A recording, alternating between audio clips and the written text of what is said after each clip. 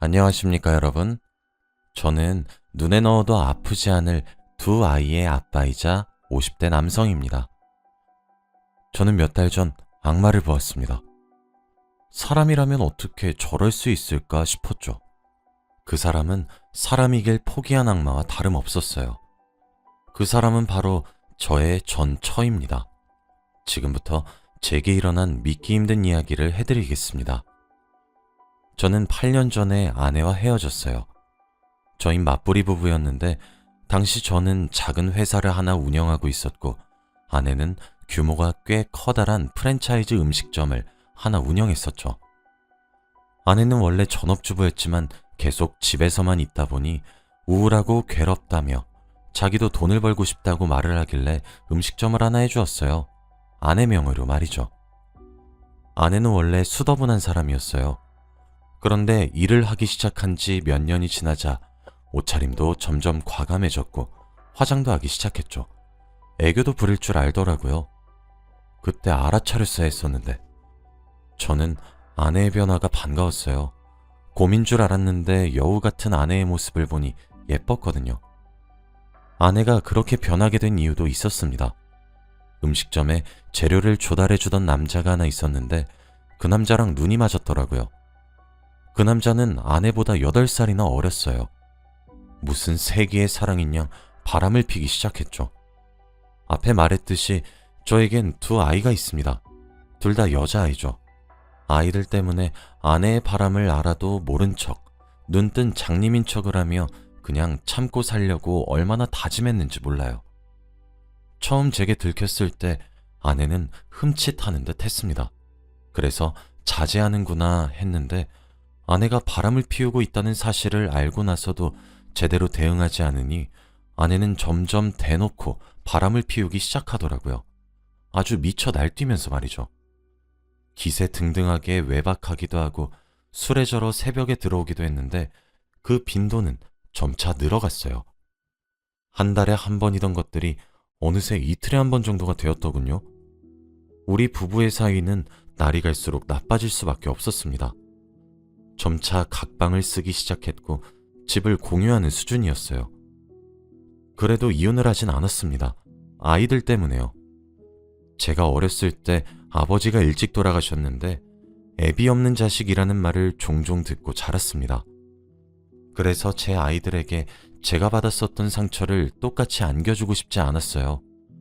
그런데 어느 주말 저는 다른 날과 다름없이 아이들과 함께 시간을 보내고 있었는데 아이들이 제게 그러더군요. 엄마는 자기들을 싫어하는 것이 아니냐고요.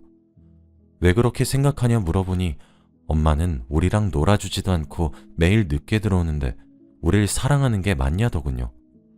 그때 첫째는 겨우 초등학교 3학년이었고 둘째는 갓 입학한 1학년이었어요. 어린 아이들의 입에서 그런 말을 들으니 순간 머리를 망치로 한 대 맞은 것만 같더라고요. 그때부터 고민을 하기 시작했습니다. 저런 여자라도 엄마니까 엄마의 존재로 남겨줘야 할 것인가 하면서 말이에요. 제 고민의 대답은 이혼을 하는 것이었어요. 결국 저는 이혼 소송을 진행했습니다. 제가 아무런 핍박도 하지 않으니 점점 대놓고 기세등등하게 바람을 폈기 때문에 바람을 뒷받침해주는 증거들은 화수분처럼 쏟아져 나왔고 저는 당연히 승소했죠.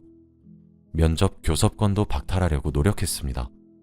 하지만 부모 자식 간의 인연은 천륜이라고 하늘이 점지해준 인연이라고 하잖아요. 그래서 그런지 쉽게 박탈되지 않더군요. 그런데 남자의 눈이 돌아간 여자가 아이들을 챙기겠나요? 면접 교섭권을 이용해 약속하지 않은 날에 찾아와 제 맘대로 아이들을 보기 일쑤였고 약속하기로 한 날에 펑크 내기도 했었죠. 아이들도 그 사이 사춘기가 지나고 머리가 커지면서 엄마의 바람으로 제가 이혼했다는 사실을 알게 된 이후 엄마를 만나는 것을 꺼리더군요. 엄마지만 이해할 수 없다고 했습니다. 그러던 어느 날 작년 여름부터 자주 얼굴을 비추기 시작했어요. 아내는 저를 찾아와 진심으로 사죄하기 시작하더군요. 저는 우리 사이는 이미 끝난 사이니까 사적인 이유로 마주치고 싶지 않다고 아이들 문제가 아니라면 마주치지 말자고 단호하게 내쳤어요. 하지만 그럼에도 불구하고 아내는 저를 계속 찾아왔습니다.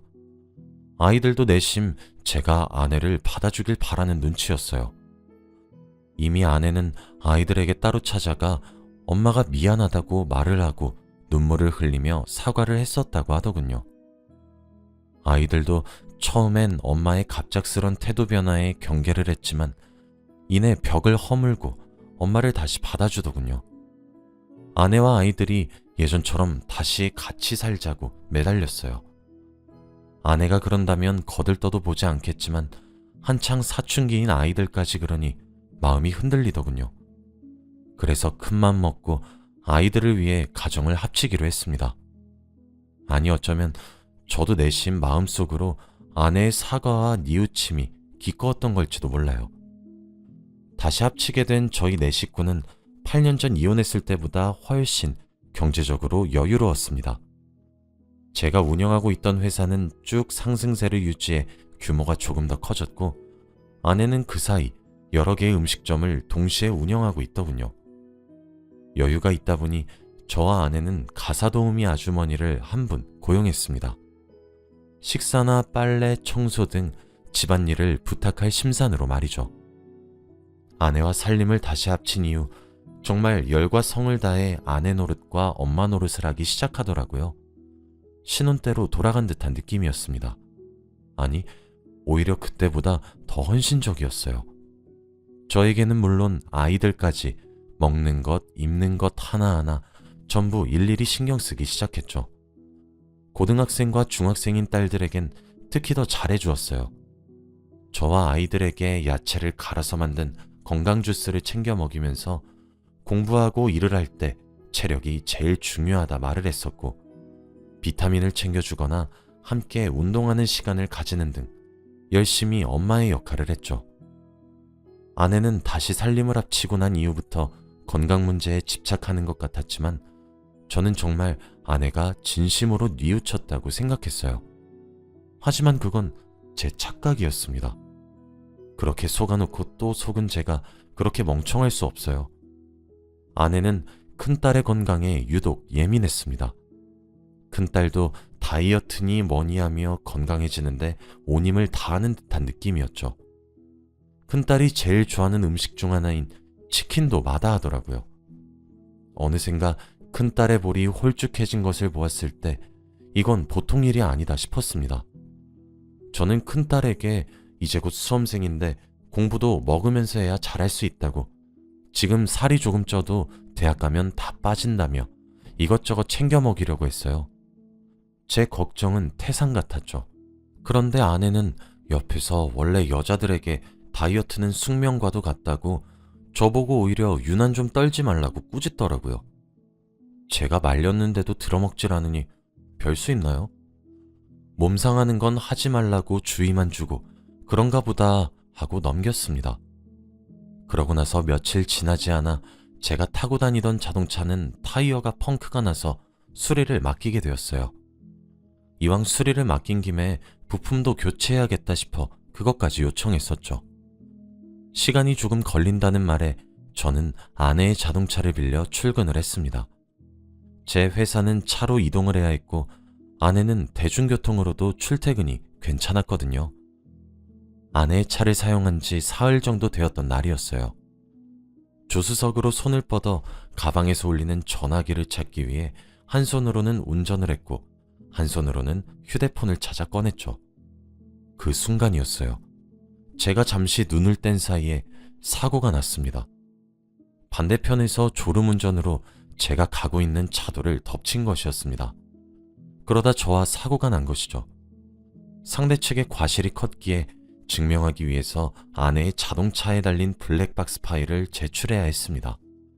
그런데 영상을 한번 확인이나 해보고 보내야지 하는 가벼운 마음으로 블랙박스 판도라 상자를 열었어요. 그런데 재생되는 영상 속에서 저는 소름 끼치는 사실을 하나 알게 되었습니다. 제가 사고가 나기 하루 전날이 주말이었는데 아내가 잠시 차를 썼었던 적이 있었어요. 제게 요한 마트에 잠시 들렸다 오겠다 말을 하고 말이죠. 그런데 아내는 마트에 가질 않고 그때 만나고 있었던 남자를 찾아갔더군요. 영상 속에서 그 둘의 대화가 담겨 있었습니다. 언제까지 우리 이렇게 살 거야? 라는 그놈의 애교 어린 말에 아내는 미안하다고 말을 하며 나한테 당신밖에 없는 거 잘 알잖아 라고 하더군요. 외롭다는 남자의 말에 꼭 안아주었죠. 그러면서 덧붙이기를 나 그 사람이랑 같은 식탁에 앉아 얼굴 보면서 밥 먹는 것도 너무 고문이야. 그럴 때마다 당신이 얼마나 보고 싶고 그리운지 당신이 알아? 우리가 함께 살려면 이 정도는 감수해야 돼. 나 정말 당신 하나 보고 이렇게 고생하는 거야. 내 맘 알지? 조금만 더 기다려줘. 하며 어르고 달래는 아내를 보니 참 별별 생각이 다 들더라고요. 그리고 애아빠가 가족이라면 끔찍히 생각하는 사람이라서 진짜 이렇게까지 할 수밖에 없어. 내가 들어와서 애들한테 헌신하고 그런 모습을 봐야 진정성이 있잖아. 원래 사기도 치려면 그 역할에 빙의해야 되는 거야. 알았지? 라는데 진짜 기가 막히더군요. 저는 생각보다 큰 사고임에도 불구하고 큰 상처가 따로 없어서 며칠 후 집으로 잘 퇴원할 수 있었어요. 오자마자 아내의 캐리어를 열어 짐을 간단하게 싸고 있었습니다. 쫓아낼 생각이었고 아내도 할 말이 없겠지 싶었거든요. 그런데 옷장 깊숙한 곳에서 웬 종이봉투를 하나 발견하게 되었습니다. 그 종이봉투 안속에는 간 이식 안내서랑 적합성 검사 종이가 들어있더군요. 그곳엔 우리 큰딸의 이름이 적혀 있었습니다. 와, 정말 설마 싶었어요. 저는 큰딸에게 연락했죠. 밖에서 따로 큰딸과 만나기로 약속했고 아내의 짐은 쌌던 걸 다시 풀고 일단 아무런 일도 없는 척했어요. 일단 큰딸에게 자초지종을 들어봐야 했습니다. 그리고 밖에서 큰딸을 만나서 이야기를 들은 저는 진짜 하늘이 무너지는 것만 같았어요. 알고 보니 아내는 간질환으로 간이식이 절실한 상황이었다고 합니다. 큰딸이 말하기를 언젠가부터 엄마가 자신과 동생을 만나러 꼬박꼬박 찾아왔다고 해요. 그러면서 점차 미안하다고 엄마가 많이 어리석었었다고 사과를 했고 하루는 아이들에게 무릎을 꿇고 울면서 용서해주면 안 되겠냐고 이제 엄마 노릇하면서 살고 싶다고 빌었다고 하더군요. 순진한 제 아이들은 엄마가 눈물 짓는 모습에 진심이라고 착각하고 사과를 받아들였다고 합니다. 그런데 어느 날 큰딸을 데리고 무작정 병원으로 찾아가 적합성 검사를 시행했다고 해요. 그런데 큰딸의 간이 적합했나 보더군요. 그러면서 큰딸에게 부탁을 가장한 협박을 하기 시작했어요. 너 나에게 간을 기증해주지 않으면 우리 가정은 다시 산산조각이 날 것이다. 그건 다 너 때문이다. 그런데 네가 주지 않는다고 해도 괜찮다.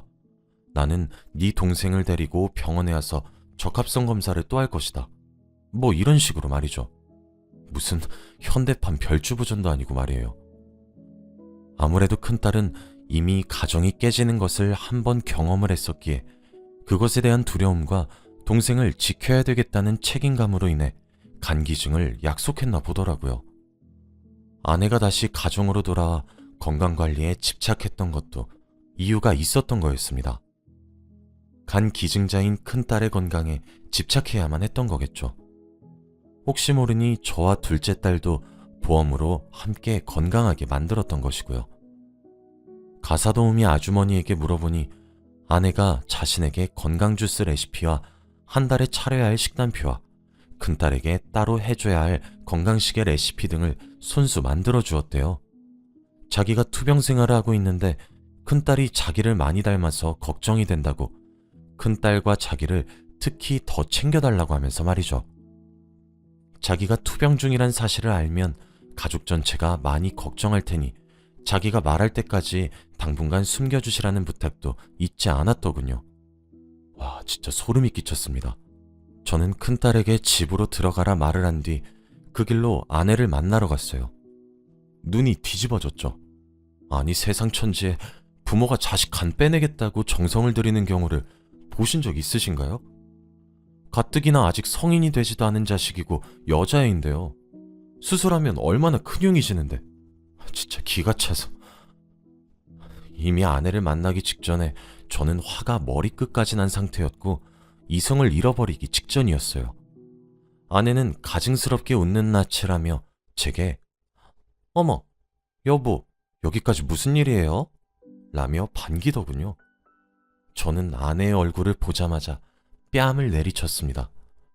제게 뺨을 맞고 옆으로 엎어진 아내에게 누군가 미친 듯이 달려오며 아내를 부축하더군요. 바로 그놈이었습니다. 저는 당신이 사람이야? 어떻게 자기 자식 간을 빼달라고 강요해?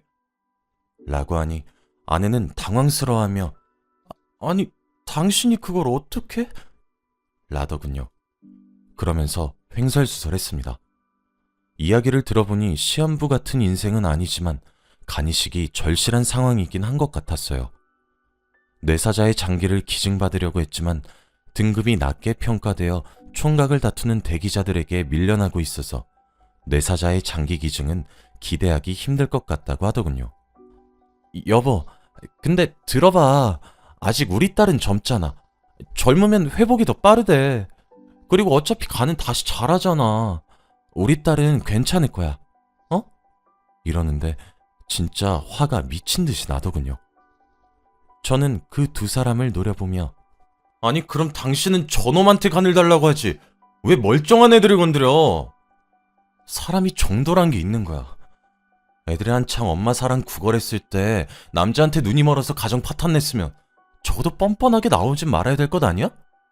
만약에 애한테 후유증 오면 그래서 평생 약 달고 사는 인생 돼버리면 어쩔 거냐고. 당신은 당신 인생만 중요해? 그깟 알량한 사랑하겠다고 가족을 등져놓고 뭐?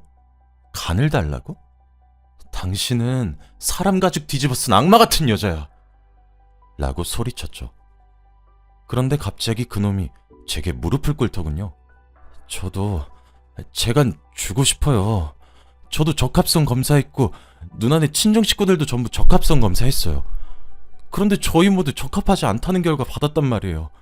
정말 어쩔 수가 없었다고요. 라며 아내를 좀 살려달라 빌더군요. 들어보니 아내는 청천벽력처럼 그런 결과를 받고 삶의 의욕을 잃어갈 때쯤 저희 딸들이 생각났다고 합니다. 둘째는 너무 어리고 첫째는 조금 있으면 성인이 되기도 하고 그래서 믿져야 본전으로 애들에게 사과하면서 달랜 후 첫째를 데리고 무작정 병원을 가서 적합성 검사를 했는데 큰딸의 간은 적합성 검사를 통과했던 거였죠. 아내도 같이 무릎을 꿇고 제게 빌기 시작했어요. 저는 난 절대 허락 못해. 두 번 다시 내 새끼들 건들 생각하지 마. 이번엔 당신 뺨 한 대로 끝내겠는데 다음에 걸리면 뼈도 못 추릴 줄 알아. 그러게 행실을 곱게 하지 그랬어. 당신 천벌 받은 거잖아. 안 그래? 살림만 합치길 천만다행이지. 당신은 몸만 나가면 될 것 아냐. 내일 문 앞에 당신 물건 싹 다 갖다 놓을 테니까 가져가. 내일 안 가져가면 싹 다 갖다 버릴 거니까. 라고 화를 낸 후 집으로 돌아왔어요. 아내는 그 와중에도 제게 그럼 당신 간이라도 나한테 주던가 라고 소리치며 바닥에 주저앉아 통곡하더군요. 저는 집으로 곧장 돌아와 아이들을 거실에 불러 앉혔어요. 그리고 아이들의 얼굴을 하나씩 쳐다봤죠. 이제 고등학생과 중학생인 아이들의 얼굴을 보니 진실을 얘기해도 괜찮을지 걱정이 앞서더군요. 하지만 제가 모르게 아내가 수작을 부릴 가능성이 있었던 것이 제게도 너무 큰 충격이었던 터라 모든 것을 솔직하게 이야기하기로 했습니다. 큰딸은 아내가 자신의 간을 노렸다는 사실은 알고 있었지만 아내의 사과와 미안함이 그래도 자신들을 위한 사랑이었다고 생각했는데 그런 것들이 아니었다는 사실에 커다란 충격을 받았고 자기를 정말 장기 기증용으로 이용했던 사실에 크게 상처를 받았어요. 둘째 딸은 자신의 언니가 가족의 평화를 위해 희생했던 사실과 엄마의 모든 행동들이 거짓된 행동이었다는 것에 충격과 상처를 받았죠. 그 와중에도 제 아이들은 제게 아빠는 괜찮아? 라며 묻더라고요. 그 질문에 참고 참았던 눈물이 펑펑 쏟아졌습니다. 어쩌면 제가 가장 큰 상처를 받았었던 것 같기도 해요. 아이들에게 엄마를 빼앗았단 죄책감이 항상 있었고 제가 아이들과 성별이 달랐기에 여자 어른으로서의 역할을 해주진 못했으니까요. 가족이 깨어졌다는 죄책감도 상당해서 아내가 사과와 함께 가정으로 돌아왔을 때 누구보다 제가 제일 기뻐했었던 것 같습니다. 저는 아이들에게 괜찮다고 장기 기증에 대한 위험성을 얘기해 주었고 절대 응하지 말라 큰딸에게 못을 단단히 박았죠. 아직 미성년자이기도 하고 제 눈엔 아기로 보이는데 이런 아이의 간을 빼가려고 했던 게 기가 차더라고요. 그렇게 저희 가족은 다시 헤어졌습니다. 아내가 저희 집에 몸만 들어와 살림만 합쳤던 터라 법적으로 엮여있지 않아서 두 번째 헤어짐은 단순했어요. 그 뒤로 꾸준하게 저희 가족에게 연락을 해오곤 있습니다. 저는 이번에 이 모든 일들을 근거로 아이들의 면접 교섭권을 박탈해 보려고 해요. 어렵겠지만 불가능하진 않을 것 같기도 합니다. 인생을 살아가다 보면 많은 일을 겪게 된다고 하는데 저도 제가 이런 마음을 갖게 될 줄 생각조차 해보지 못했습니다. 모든 일이 정리되고 나면 아이들을 데리고 가까운 곳으로 여행이나 갔다 오려고 해요. 잘 마무리되길 여러분들도 빌어주세요. 제 이야기를 끝까지 들어주셔서 감사합니다.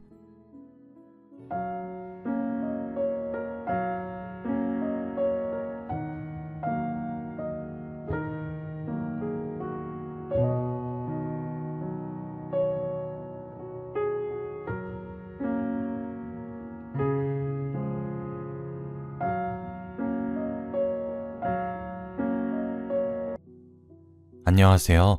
저는 60대 초반의 여성입니다. 제가 이런 사연을 적게 될 줄은 정말 미처 상상조차 해보지 못했는데 이렇게 글을 쓰게 되었네요.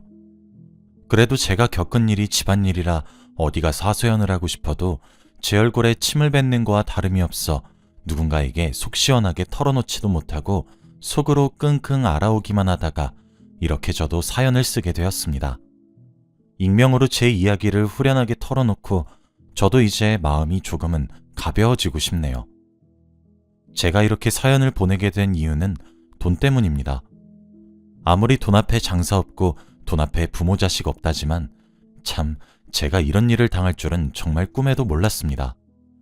저에게는 자식이 셋이나 있었어요. 더 정확히 말하자면 셋이었던 자식이 현재는 둘만 남았죠. 첫째 딸이 먼저 세상을 떠났거든요. 첫째 딸아이는 출산 직후에도 오랜 시간 동안 인큐베이터에 있어야만 했습니다. 태어날 때부터 심장에 문제가 있었거든요.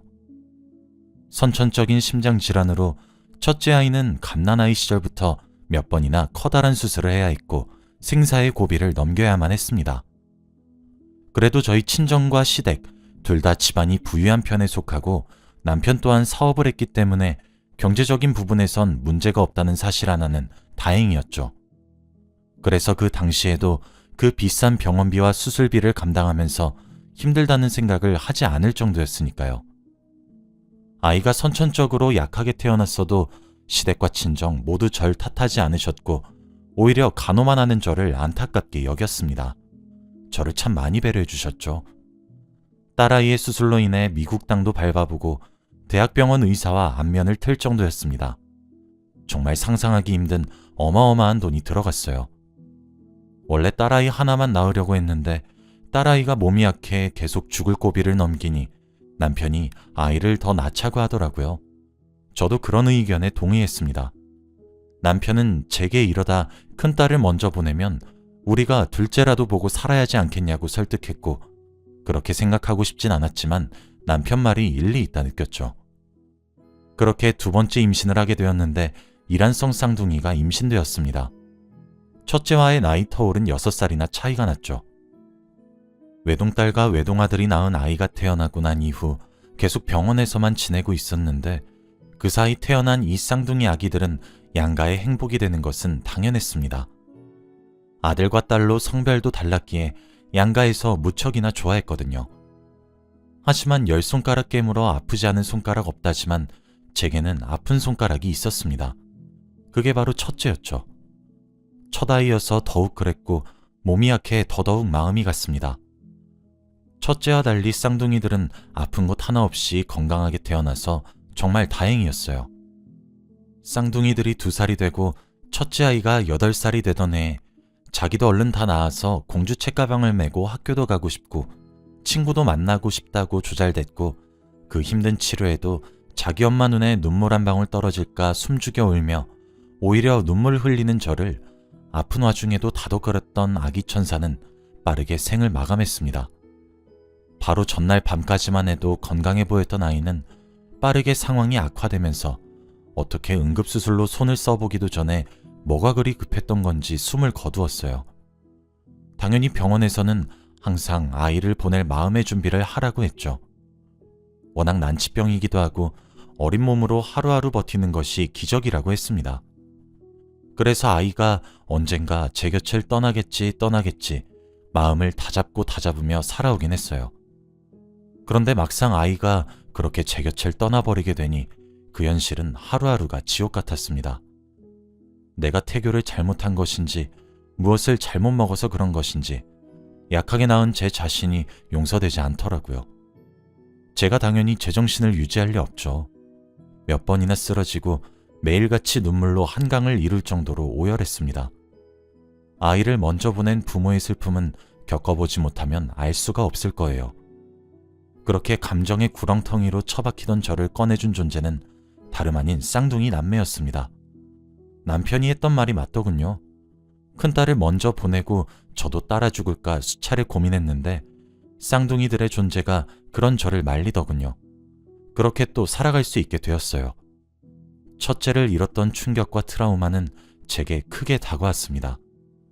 그래서 그런지 쌍둥이들에 대한 저희 부부의 사랑과 관심은 지나쳤어요. 과보호도 심했죠. 저뿐만 아니라 남편에게도 딸아이의 죽음은 커다란 충격이었는지 쌍둥이들을 물고 빨며 살았어요. 하루는 초등학생인 쌍둥이들에게 용돈으로 수표를 건네더군요. 제가 그런 남편의 육아 방식에 화를 내면 남편은 당신은 우리가 첫째한테 얼마나 큰 돈을 쓰면서 그 아이에게 매달린다고 쌍둥이들을 외면한 거 잊었어? 그때 당시에는 첫째 앞으로 병원비만 한 달에 수천만 원이 나간 적도 있었어. 그때 쌍둥이들은 양가에서 돌아가며 돌봤고 난 남은 아이들의 어린 시절을 함께하지 못한 것도 죄스러워. 그런데 고작 10만 원짜리 수표 한 장 용돈으로 준 게 그렇게 잘못됐어? 첫째한테 한 거 반의 반도 안 되는 돈이야. 라며 되려 저를 죄인으로 만들었죠. 저희 부부는 쌍둥이의 훈육 문제로도 굉장히 자주 다퉜습니다. 경제권은 남편이 쥐고 있었던지라 제가 아무리 화를 내고 말리고 훈육을 해도 남편은 들은 척도 하지 않더군요. 그래도 2분 빨리 태어나 누나였던 딸아이는 어른스럽고 제 속을 많이 헤아려 주었습니다. 하지만 남동생인 아들은 하루가 다르게 크면 클수록 엄마 일기를 우습게 알더군요. 하긴 남편의 태도가 그러한데 아들이 무얼 보고 배우겠습니까? 딸은 제가 같은 성별을 가지고 있어서 그런지 제 말을 잘 들으려고 노력했고 저를 잘 따라주더라고요. 저도 그런 딸에게 더 정이 간 것 또한 사실입니다. 저도 엄마이기 전에 한 사람이니까요.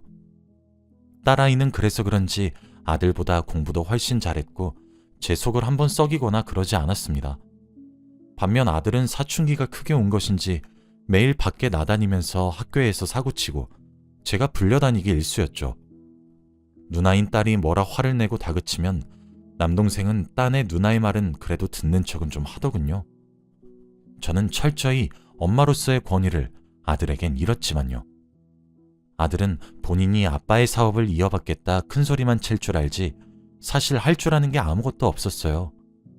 누나인 딸아이가 명문여고에 입학해 명문대에 입학을 하는 순간까지도 아들은 실업계에 입학을 해 비행하기 일쑤였죠. 그런 환경에서 제가 아들을 다시 바른 길로 인도하기 위해 훈육을 하기엔 권위가 없었습니다. 남편도 아들이 점점 성년이 되어가자 문제점을 느끼기 시작했고 결국 유학을 보냈어요. 하지만 유학을 보낸 미국에서도 술을 마시며 방탕히 삶을 살기만 할 뿐 학교에서 오히려 제적까지 당하더군요. 남편은 그런 아들을 한국에 불러내 억지로 군대에 들여보냈습니다. 그쯤 되니 그나마 듣는 척은 했었던 남편의 훈육도 통하지 않았죠. 남편은 그제서야 아들에 관해 제게 상의를 하려 했지만 저도 마음이 많이 상한 뒤였고 아들이 갱생하기도 늦은 시점이었습니다. 남편은 마지막이라 생각을 하며 아들이 전역을 하고 난 뒤 본인 회사에서 일을 배우라 시켰지만 그조차도 제대로 해내질 못하더군요. 출근조차 제 시간에 하지 못하는 모습을 보더니 남편은 그때서야 깨달았다고 합니다. 본인 아들이 너무 늦었고 잘못 키웠다는 점을 말이죠. 남편은 늦어도 바로잡으려고 노력했지만 그럴수록 번번이 아들은 엇나가기만 했습니다. 결국 화가 폭발한 남편은 아들에게 해주었던 모든 지원을 끊고 집에서 쫓아냈어요. 어이가 없었던 것은 그렇게 오랜 시간 저를 소외시키고 무시해놓고 모든 것을 잃을 때가 되어서야 제게 엄마 하며 손을 뻗더군요. 저는 그런 아들을 외면했습니다. 제가 한 행동이 엄마로서 지탄받아야 할 행동이라고 하신다면 저도 할 말은 딱히 없어요. 하지만 저도 엄마이기 이전에 한 아이를 잃은 사람이고 뒤늦게라도 노력해 끝까지 포기하지 않아 보려고 노력했었던 사람입니다. 그리고 저도 감정을 느껴요. 남편과 아들의 숱한 무시 속에서 저는 우울증이 찾아왔고 불면증에 10수년이 넘는 세월 동안 시달렸습니다. 그런 제가 삶을 포기하지 않았던 이유는 딱 하나, 제 남은 딸아이 덕분이었어요. 딸아이 하나만큼은 제 말에 귀 기울여 들어주었거든요. 당시 딸도 어렸던 나이였는데 제게 힘이 돼주었죠. 남편은 그래도 아들에게 물려주려 했었던 회사를 딸에게 물려주겠다 선언을 했고 딸아이도 이를 받아들였습니다. 딸아이가 그러더군요. 열심히 살아오고 일궈낸 회사를 저런 기본도 안 된 애가 물려받아 말아먹을 뻔했다고 말입니다. 사실 제 눈에도 딸아이가 더 적합했어요. 명문대의 유학 스펙까지 수재로 불렸던 아이이기도 하고 매사가 성실하고 꼼꼼하며 마음도 따뜻한 아이니 회사에 가서도 일도 잘하고 아랫사람도 잘 살피겠다 싶었죠. 그런데 이 일이 아들에게 커다란 분노를 느끼게 했고 아들은 해서는 안 될 짓을 했습니다. 하루는 집에서 혼자 차를 한 잔 마시면서 책을 읽고 있는데 전화가 한 통 걸려왔어요. 그건 병원에서 온 전화였고 응급실이었습니다. 저는 다급하게 병원으로 뛰어갔어요. 남편과 딸아이 둘 다 크게 다쳤고 교통사고였다고 하더군요. 사고 원인은 브레이크 고장이었고 차속도가 줄어들지 않아 그만 사고가 났다고 합니다. 생각보다 큰 수술에 시댁과 친정에서도 모두 병원으로 한 걸음에 달려왔고 아들도 병원으로 왔죠. 저는 첫째 아이가 하늘로 갔었던 날과 기억이 겹치면서 제정신을 차릴 수가 없더군요. 악몽과도 같은 시간이었죠. 10년 같은 10시간의 대수술 끝에 남편과 딸아이는 다행스럽게도 목숨을 건질 수가 있었습니다. 그러나 의식은 돌아오지 않았죠. 의사 선생님의 말에 따르자면 이틀 내로 의식이 돌아올 것 같으니 마음을 놓으란 이야기뿐이었습니다. 집에도 들어가지 않고 남편과 딸아이의 곁을 꼬박 지켰어요. 하나 있는 아들은 자신의 누나와 아빠가 큰 사고를 겪었다는데도 병원에 얼굴 몇 번 비추고는 말았습니다. 의사 선생님의 말대로 남편과 딸아이는 정신을 차렸어요. 그런데 이상한 소리를 하더군요. 회사로 출근했을 때 멀쩡했던 브레이크가 갑자기 말을 듣지 않았다고요. 보험 처리에 필요하니 저는 남편에게 자동차의 수리를 권유했습니다. 그런데 두 사람이 일어났다는 소식에 병원에 온 아들이 남편을 말리더군요. 똥차여서 사고가 난 것이니 차를 바꾸고 그 차는 폐차나 시키라며 성이란 썽은 다 내면서 말이에요. 남편은 말도 들어먹지 않던 아들이 그런 소리를 하니 고맙다면서 감동이나 받고 앉아있는 꼴이 기가 차서. 그래서 제가 따로 남편과 딸아이 몰래 조사를 의뢰했습니다. 자동차의 블랙박스부터 남편 회사 주차장의 CCTV까지 싹 다요.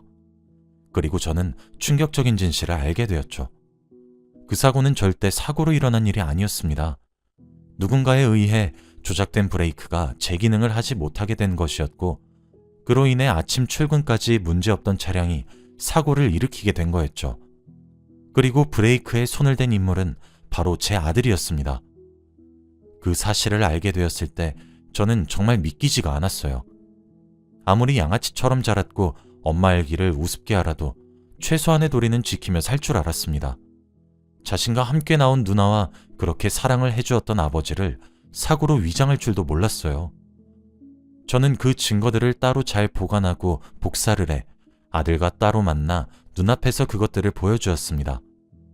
그런데 제 아들이 한 행동이 뭔 줄 아세요? 저는 자신이 미쳤다고 정말 잘못했다고 눈물이라도 흘리며 빌 줄 알았습니다. 그래도 내 배 아파 낳은 자식이라 잘못했다고 빌면 이 사실을 숨겨야 하는 게 맞는 건가 아닌 건가 하며 정말 어리석은 고민도 했었고요. 그런데 아들은 그 자료들을 그 자리에서 갈기갈기 찢고 영상을 삭제하며 그 잔해 모두를 자기 가방에 쑤셔 넣더군요. 너 이게 뭐 하는 짓이야? 너 정말 무슨 생각으로 그런 짓을 벌였던 거냐고. 그거 도로 다시 내놓지 못해? 라는 제 말에 당신 아니었음 아버지 회사 내 회사가 되었을 텐데 라고 하더군요. 다리에 힘이 풀려 의자에 털썩 주저앉은 저를 보더니 도망치듯 빠져나갔습니다. 제가 내놓으라 난리를 쳐서 그런지 그것들이 복사본이란 사실은 꿈에도 모르는 듯 했어요. 늘상 무시하던 엄마였으니 당연히 바보 멍청이처럼 원본을 들이밀었구나 속 편한 착각을 하더군요. 어쩌다 제 아들이 절이 되었는지 정말 슬펐습니다. 저는 벌떡 일어나 원본을 들고 남편과 딸이 입원해 있는 병원으로 찾아갔습니다. 남편 사업의 규모가 엄청나게 큰 것은 아니나 중소기업이라 병원에 입원한 상태에서도 바이어들과 연락을 하고 있더군요. 새하얗게 질린 제 얼굴을 본 딸은 무슨 일이냐며 저를 다그쳤습니다. 남편도 그런 제 상태가 심상치 않아 보였는지 병실에 있는 사람들도 다 내보내더군요. 사람들이 나가자 저는 긴장이 풀려 털썩 주저앉았어요. 그런 제 모습에 남편과 딸은 놀라 성치도 않은 몸으로 제게 다가왔어요. 그리고 그때부터 제 입은 진실만을 말하기 시작했습니다. 남편과 딸은 입을 떡하니 벌리며 믿지 못했죠. 하긴 어느 가족이 자신들을 죽이려 들겠습니까? 보험금과 회사를 노리고 말이에요.